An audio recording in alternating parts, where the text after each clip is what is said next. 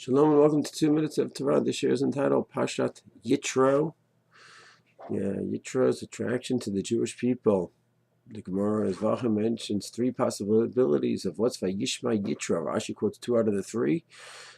Either he heard about Yamsuf, he heard about the war of Amalaik, or the Gemara mentions a third possibility, he heard about Har Sinai.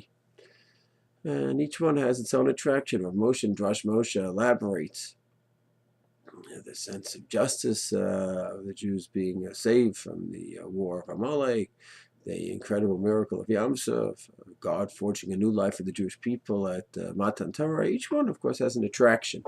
Rav Moshe says maybe there's an additional point in Amalaik. Let's face it, in terms of the magnitude of the miracle, Yamsuf and Kabbalat Torah, Sinai seem to dwarf the miracle of the war. Every war, there's a winner, there's a loser. Sometimes the Hashgacha, providence is more bolate, it's more obvious, sometimes less obvious. Moshe has a whole different twist on it. He says it was not the Hashgacha of Hashem that drew in Yitro. Rather, Yitro thought that he could go ahead and bring up his children as Noachides. He was a righteous Gentile, followed the 7 Noachide laws. He could have his guidance from the Jewish people in terms of the halachot of the Noachide laws, just like today there's a few thousand Noachides in the States, maybe around the world. I don't know the exact numbers.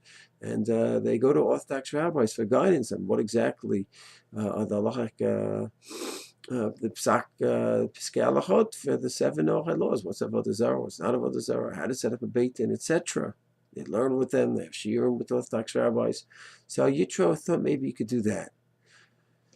And when he saw that the Jewish people and Hashem have forged such a magnificent relationship, and it was so overwhelming and clear, each of the plagues and Yamsuf, and then still the reaction in the Gentile world from a prominent country, Amalaik, is to attack them. He said, this is just sick. They're so far gone with the hatred towards the Jewish people, they cannot see reality in any way whatsoever.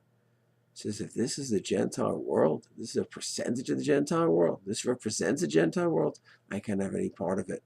I cannot possibly bring up my children as Noachides in such a corrupt world.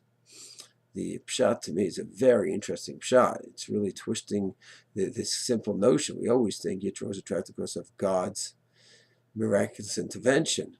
And Rav Moshe said in Noachides said no, he was attracted because of the decrepid level of the Gentile world at the time. As I read that Rav Moshe, I certainly feel that way today.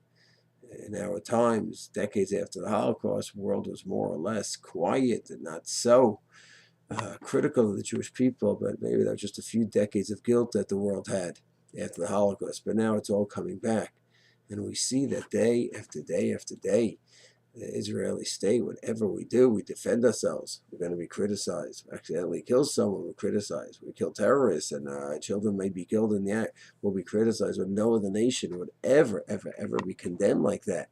You see how decrepit the world is and getting worse and worse and worse. I certainly feel the sentiments that Rav Moshe was describing about Yitro. He just said, what's going on? No one could see the emes. No one could see monotheism and God's special relationship with the Jewish people. The jealousy, anti-Semitism, it blocks out all reality. And that's what Yitro saw then, and that's what we're seeing now. We hope and pray for the day of whole B'nai Yisrael, that all of mankind could recognize Hashem from here of Yameinu. Shalom.